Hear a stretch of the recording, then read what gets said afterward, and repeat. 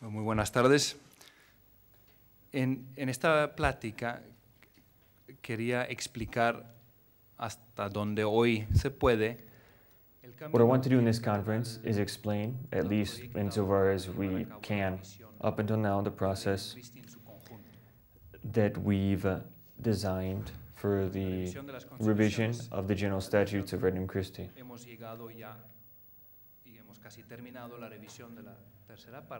Regarding the Legion's constitutions, we've already finished the third part on government and administration.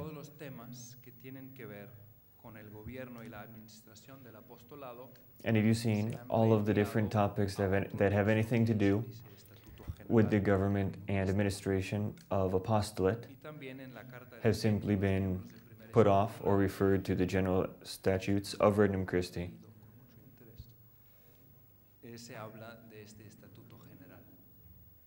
And the letters you received, which I'm sure you've read very carefully, speak of these general statutes. So what I would like to explain in this conference is, what are they and how are we going to redact them? Those are two very important questions, and I'm going to try to answer them now. In some territories, some of our members have thought that these general statutes already existed, and they were worried about sending these parts of our constitutions to a new document that didn't yet know. So the first thing is to clarify that the general statutes don't exist yet, and we haven't even begun working on them. We're still in a preparative phase.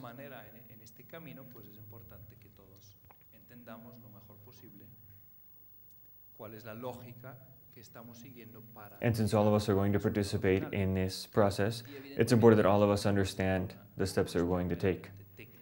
Obviously, this is much more than just a technical or canonical process. This is something that touches very deeply our identity, our mission, our vocation.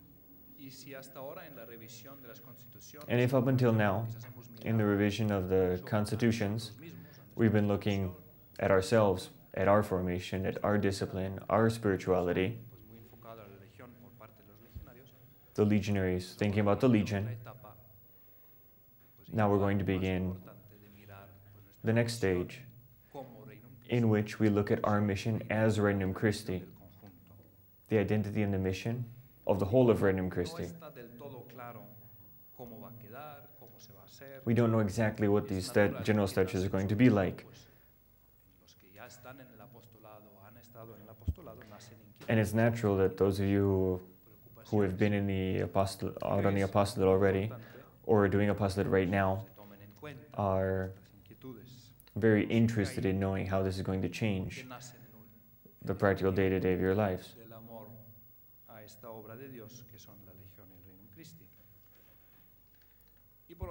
How you're going to live out your love for the Legion of Regnum Christi in the new situation that exists after the general statutes.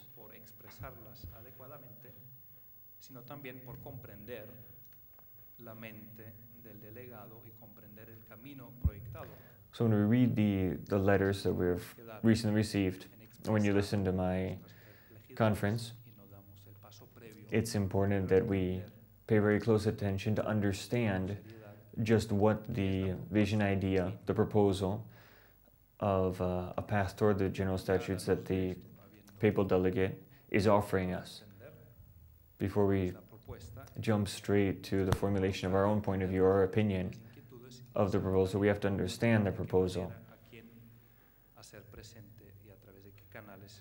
And we also have to know how we are going to, once we have been able to form an opinion, offer it to the Legion and the movement, each one of us. This is an important moment. It's without doubt a transcendental moment for God's plan for the Legion and the movement, and we need to live it very close to God's will if you want to live it fruitfully. Here, our goal isn't that there not be controversy. There will obviously be conflicts and difference of opinion. This is natural and it's necessary. And it's also obvious that not every single change will be immediately understood, and it's obvious that every change will also imply a process of assimilation.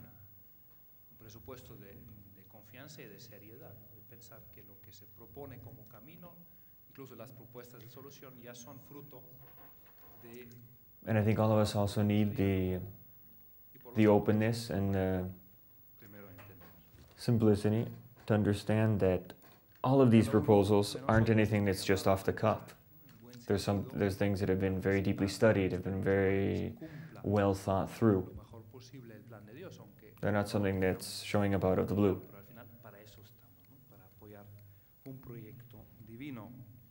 We're trying to understand that the divine project, which is the Legion of Regnum Christi, a project of love. And we have to live the same love for our movement and its path that God Himself has for it, as He guides it towards its service of souls and of His kingdom.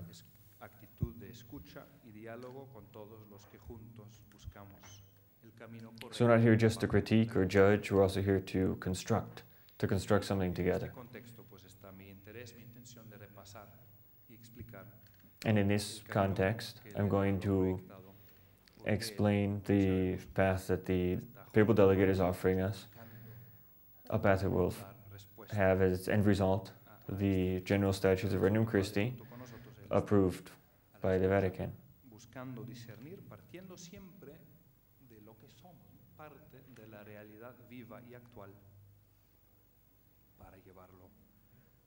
It's important that we, at this point, sit back, listen, try to understand and assimilate this new stage, this new step, and the Holy Spirit is guiding us along.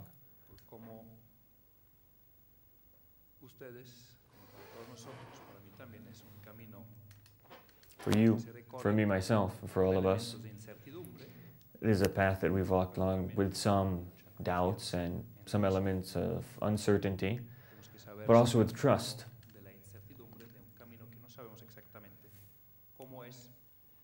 And we have to know how to live the moments of doubt or uncertainty fruitfully, with trust in God's action. For me, you could say that it's a bit easier because I'm a lot closer to everything as it happens. And that's why I'm here, to explain to you what I've understood of the steps we're going to be taking. The first point is a premise, the need for this path, and the need for progress. The second point is the starting point. The third point of the council will be our final goal, the General Statutes.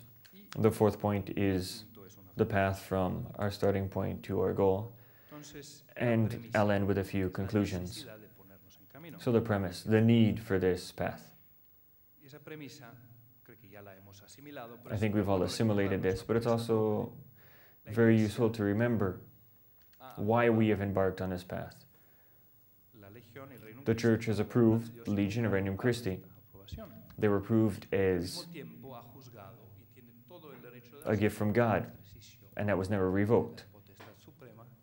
But what the Church has judged, that this work of God has to be restructured in as far as its canonical makeup goes.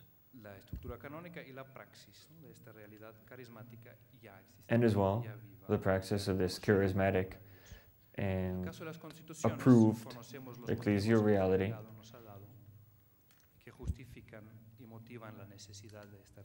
has to be reworked and purified. In the Legion, we've already seen what this means in our revision of the constitutions. But in Regnum Christi as a whole, there are also elements that have moved us to question the status quo. There are two of these elements that are very clear. First of all, the fact that our constitutions don't speak about Regnum Christi, which is a very big lagoon. There's an ambiguity there as far as canon law goes, that has to be resolved. And this is the question of the relationship between the Regnum Christi movement and the Congregation of Legionaries of Christ.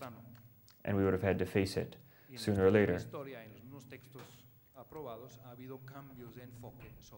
Even in our history and in our approved text, there have been differences as the years have gone by.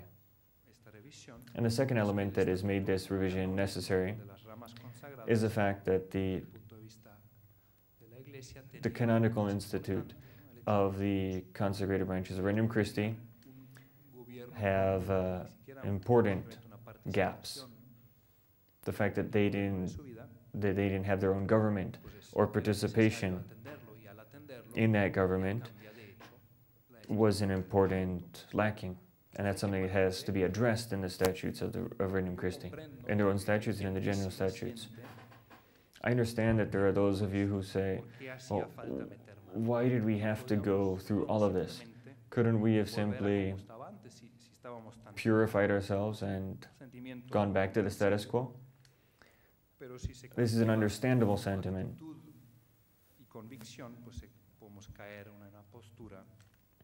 But it would be wrong to accept it as a posture starting point. Just going back to the status quo ante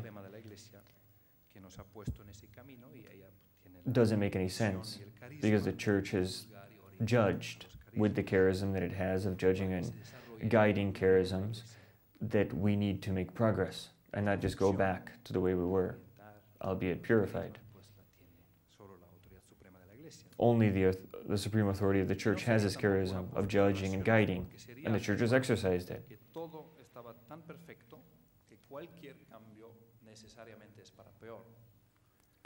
It would also be wrong to say that everything was so perfect the way it was that any change would be for worse.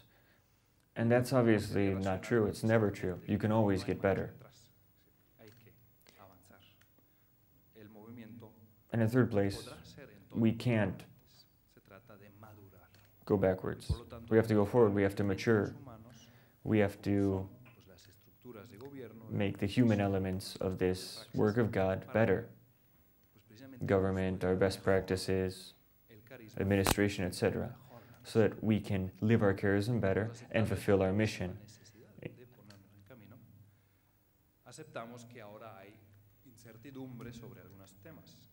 We understand that there are doubts or uncertainty and different proposals for a solution of the different areas that we have to address. What's most important when we face these doubts, uncertainties, or different proposals is a great sense of responsibility. We have to understand what we have in our hands, a work of God. Now we go on to a second part, the starting point.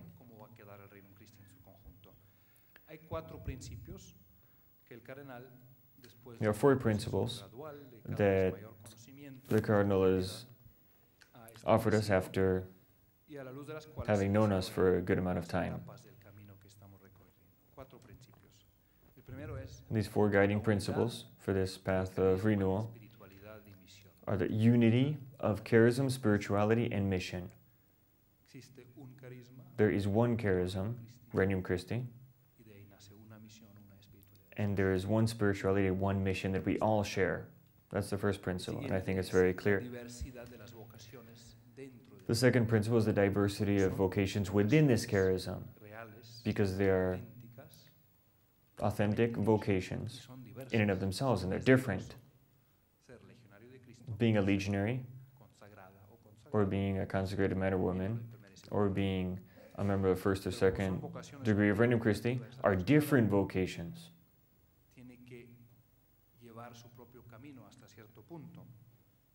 And they have to follow their own path within the unity of the movement. That's why the Cardinal has insisted that before we begin work on the general statutes of Regnum Christi, we dedicate sufficient time and reflection to the identity a diversity and specificity of each part of Regnum Christi. Tercero, la necesidad de una solución canónica nueva. The third principle is the need for a new canonical solution to preserve the unity of Regnum Christi, because we've already seen the canonical identity of Regnum Christi before had serious deficiencies. The fourth principle is the participation of the different parts of Regnum Christi in this renewal and discernment. Regnum Christi is much more than an apostolic work of the Legion of Christ. It is a movement, it's fruit of God's action and inspiration. Historically, it grew out of the Legion, but it's something different from the Legion, and the legionaries can't autonomously legislate.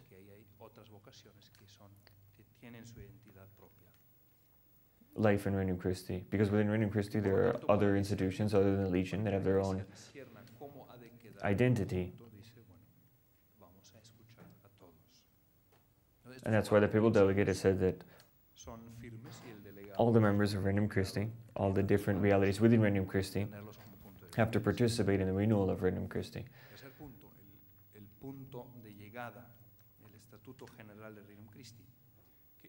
Now we go on to a third point, our end goal, the general statutes of Regnum Christi.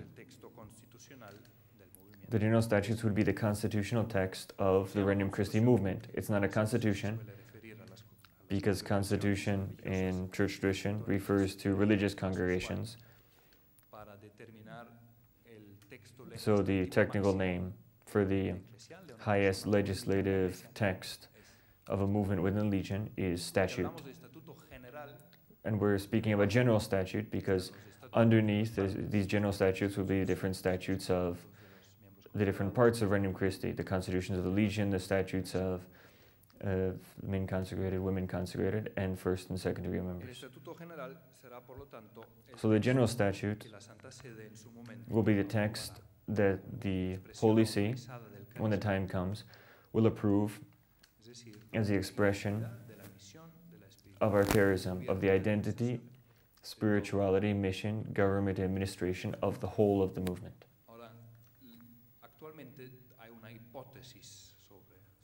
So right now there's a hypothesis. The working hypothesis of the Cardinal and the Commission for the Constitutions and for the Statutes for men and women consecrated. And this working hypothesis is that the Legion is part of Regnum Christi, and that's why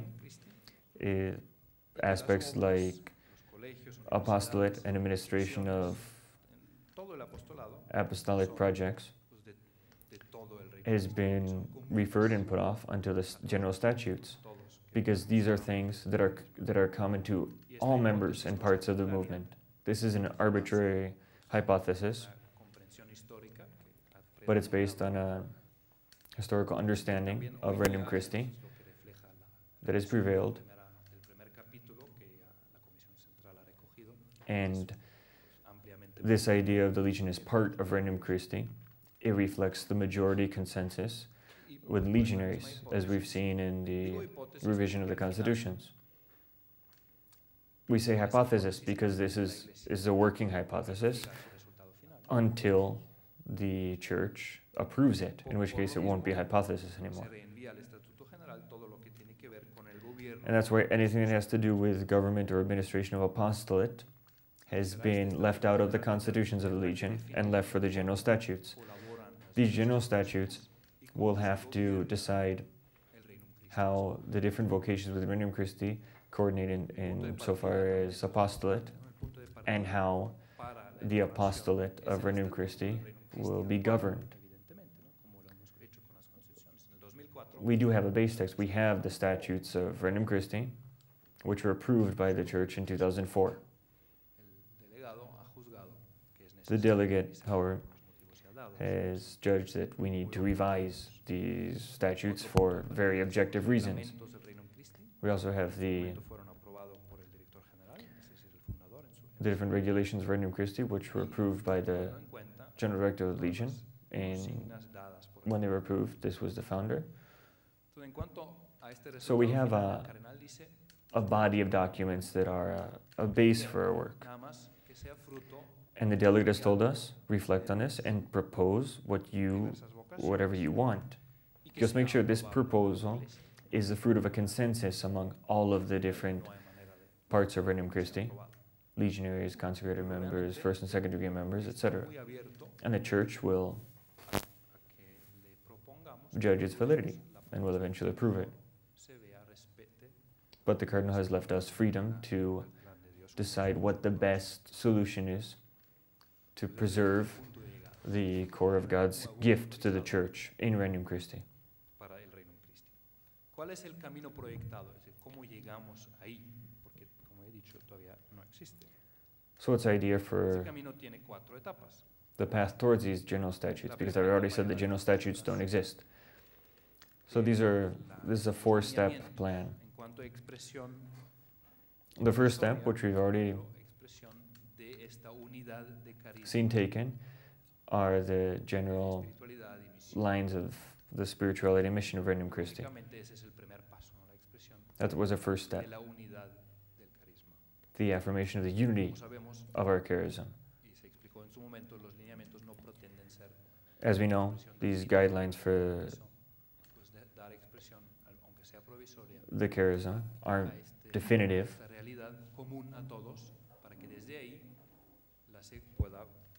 but they are an expression of the general consensus, so we can go on to the second step. The individual work of each part of Regnum Christi, revising their own identity and their own relationship to Regnum Christi. In our case, that's the revision of the constitutions. In the case of the consecrated members, it's their work on their own statutes. And we have just convoked the group of first and second degree members who will carry out their own reflection on their vocation and relationship to the whole of Regnum Christi.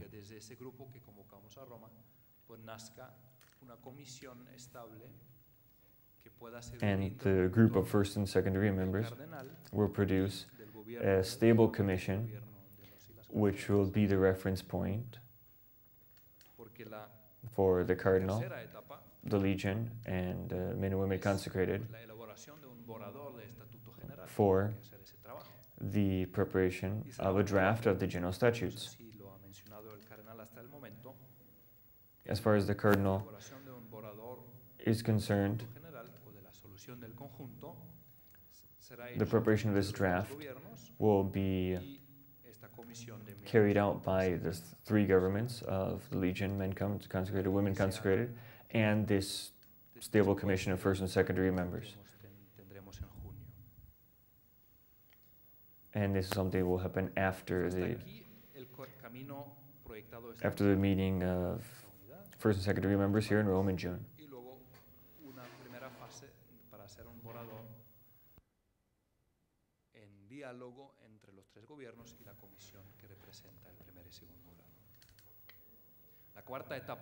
The 4th step of this project will be the definitive approval of this text. Here we're not sure exactly how this will happen.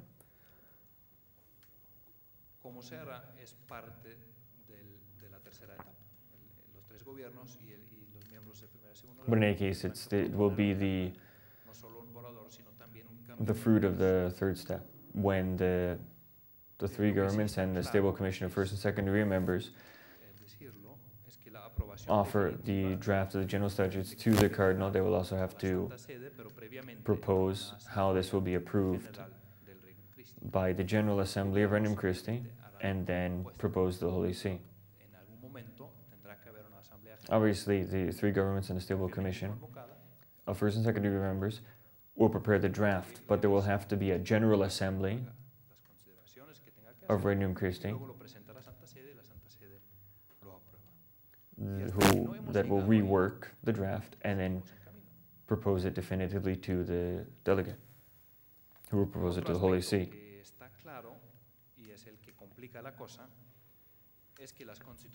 There's another aspect that makes things a little more complicated,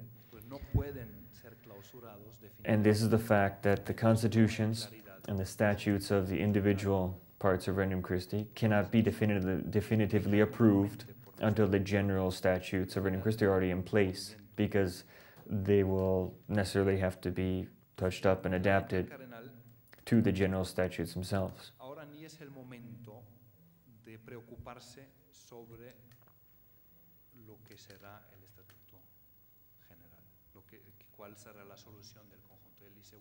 So Cardinal de Paulis isn't so worried about the general statute right now. He says, when I already have the 4 members, the General Director of Legionaries of Christ, of men consecrated and women consecrated, and the representative of the first and second degree members, we'll get to work on it. What looks like the most probable option of the general statutes would be that we are all Regnum Christi and the Legion is part of Regnum Christi. Another option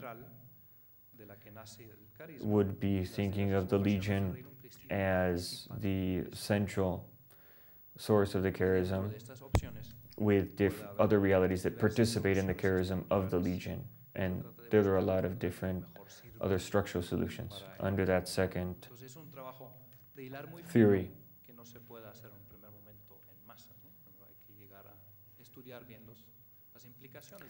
So this isn't an easy task. We have to look at the consequences of each possible model and discern.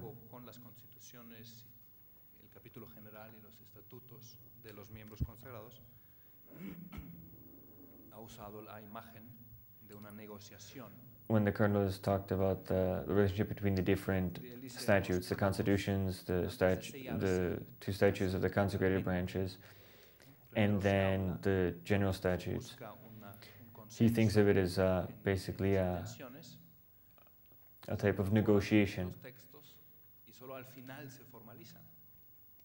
You talk things over, you decide things, meeting just by word, then you work on the documents. And when everything has been understood, worked out, ironed out, then we'll have the final documents. This is the same type of thing you do when you sign a contract. You decide, you think things over, you talk things over, you touch things up, and finally you sign when everything is ready. So this is a moment that includes risks. Like anything in the world, anything in life, the law of Murphy could apply. There are risks, things could go wrong.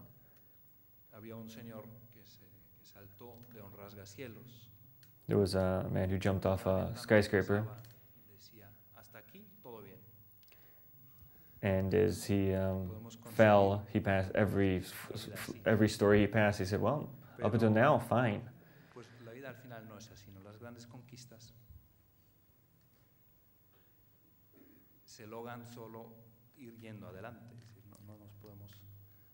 But unfortunately, life isn't that easy. We don't fall through life. We have to climb through life. And we have to continue forward. So this is a complex moment because we're bringing together different realities, different points of view, and different canonical realities even. And we have to trust in God's divine providence. And the Cardinal has told us, well, you're so aware of the unity of your movement, of your charism. You're convinced of it, but you have to trust it more. You have to open up to considering it, confident that it's the unity that God's given it will be the final product. Here, no one wants to, obviously the Cardinal, the legionaries consecrated, men and women consecrated, lay members of the movement. No one wants to destroy or divide the movement, but we want to strengthen each one of the vocations that are present within the movement and help each one of these vocations to mature. The principle of legitimate autonomy of each branch of the movement is to let each branch grow, mature, and produce a stronger movement.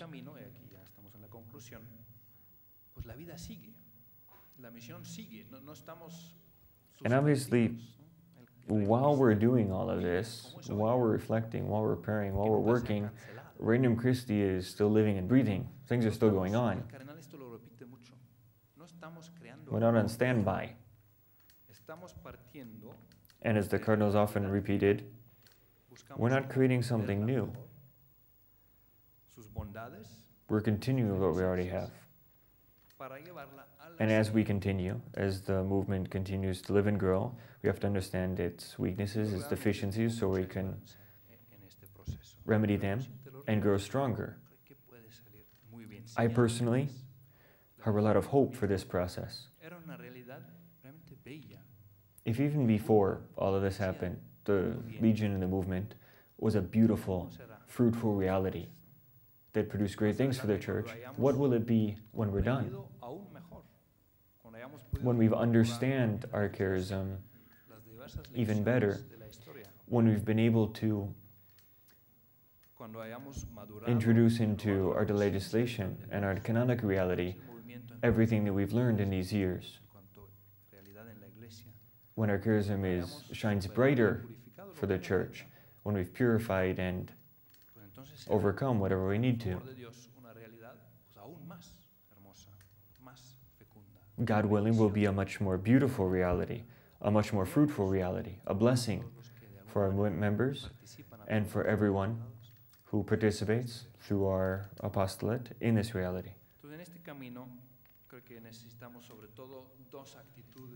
So on this path, we need two complementary attitudes: faithfulness and courage. We need to be faithful to the gift we have received, and we need the courage and the trust to continue forward.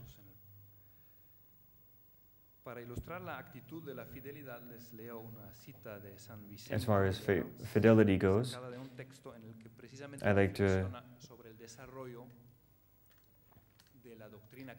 read a quote on the development of Christian doctrine. At the beginning, there was the faith of the apostles. Everything was there, but it's matured, it's grown, also through many times of crisis.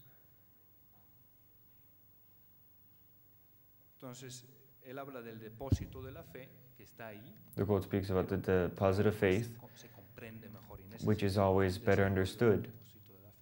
So there's a development of the deposit of the faith.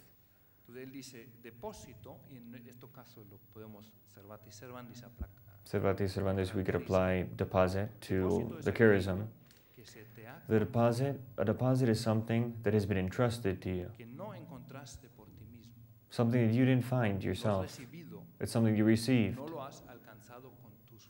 It's not something that you have achieved through your own strength or efforts. We haven't made Regnum Christi. It's not a fruit of your own intelligence. It's something you have learned. It's not something private. It belongs to a public tradition. It didn't come from you. It went and found you.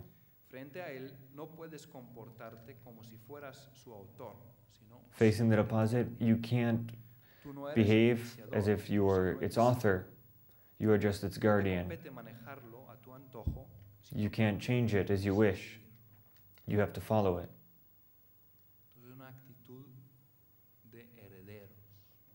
We need an attitude of those who have inherited something. We have to revere it. It's in our hands, it's not ours, but it has been entrusted to us, so we can carry it on.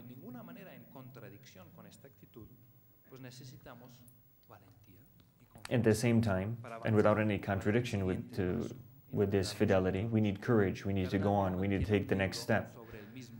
John Henry Cardinal Newman has a book about this theme, an essay on the development of Christian doctrine.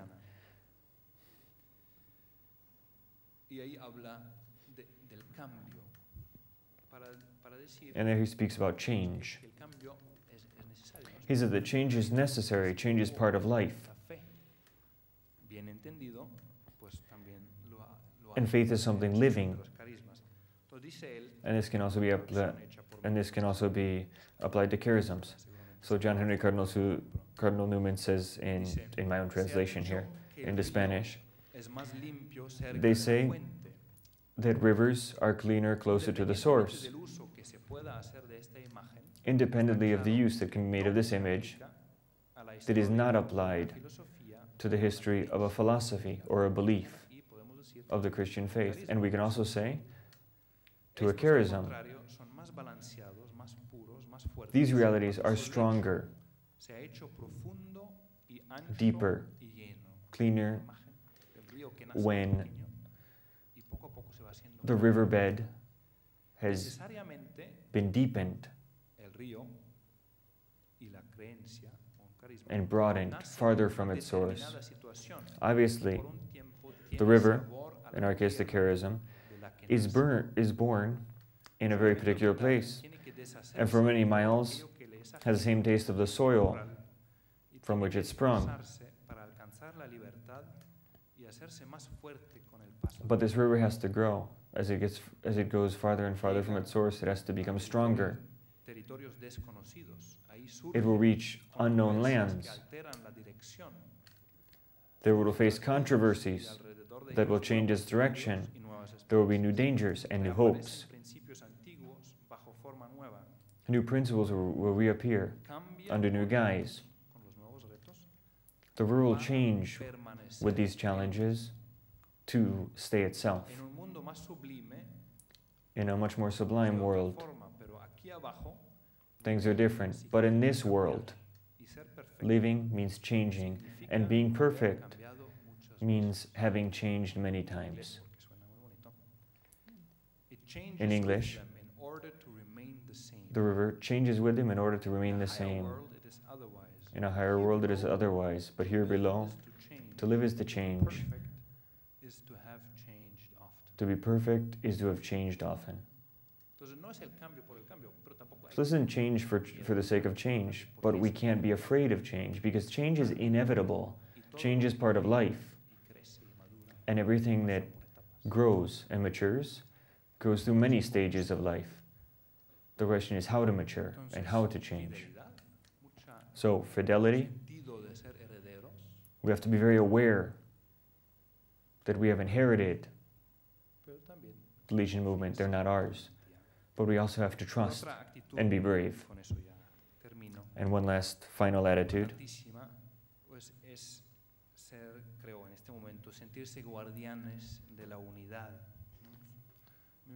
is that of guardians of the unity of our movement. For example, we could say that we survived a plane crash, and we have to make it a civilization. We know where we want to go, but we don't know exactly how to get there. We want a compact, strong, unified movement that can achieve its mission, but we're not sure exactly how to get there. And we know that the path won't be easy and that there are many dangers. There are many of us on this path in different groups, the legionaries, men consecrated, women consecrated, first and second degree members. And what's very important is that we all arrive together. And we truly love one another, when we respect one another. We have to make sure we all arrive together. And at the same time, it's also true that the devil will not rest. He will try to sow the seeds of rupture and disunity. We have to be the guardians of this attitude. This unity depends on our attitude.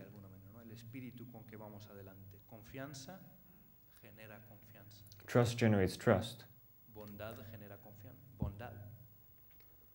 Goodness generates goodness. Suspicion will generate only suspicion. Pride will generate pride. A harsh outlook will only generate a harsh outlook.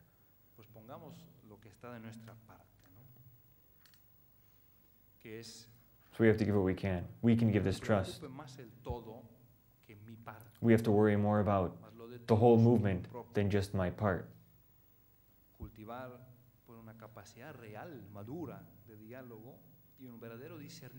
We have to cherish and care for a true love for the movement, which isn't love for my own ideas.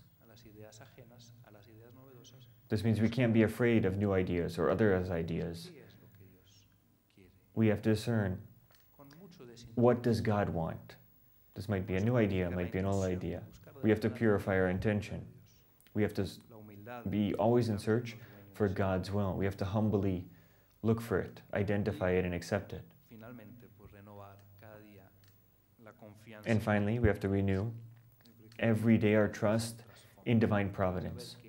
That has to be the backdrop of our path. God is the Lord of history. He guides the church. He guides His works, His charisms within Legion, if we let Him.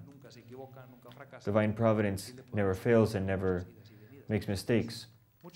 But we can step off divine providence and go out on our own. So we have to trust divine providence. We have to collaborate with divine providence. So I'd like to thank all of you for your time. Have a great afternoon of study.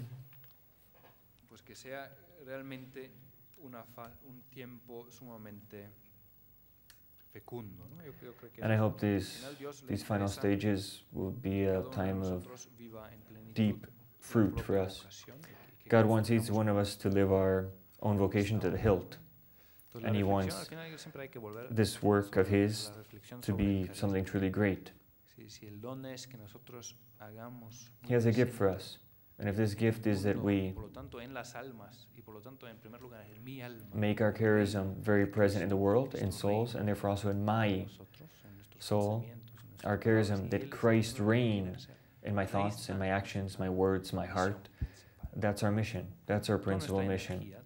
And all of our energy has to be dedicated to that. Giving space to to Christ's reign. He's the one who's going to work. We have to give Him space. And we have to let Him reign every day more. My selfishness, my fears, my worries, my ideas can't reign. We're going to feel them all. But we have to let Him transform all of that. Whatever situations we will face will be an opportunity to live my charism. If I'm going to go meet someone, if I'm going to go to a meeting, I myself have a lot of meetings and conflicts and situations. And I'm constantly asking myself, how can I let Christ reign in this argument? If it's going to be an argument, well, we'll let Christ preside the argument. His attitudes have to reign. Thinking about the fathers who are in apostolate, who are in 1,000 different situations, fathers who are here in the Athenaeum and administration, etc. There are difficult situations there, but Christ wants to reign there through us. He wants to preside these situations as King. And we have to give Him space so that He can transform us and reign in us. So let's all pray for each other so we can live this final stage like that and allow Christ to reign in us and carry out His work.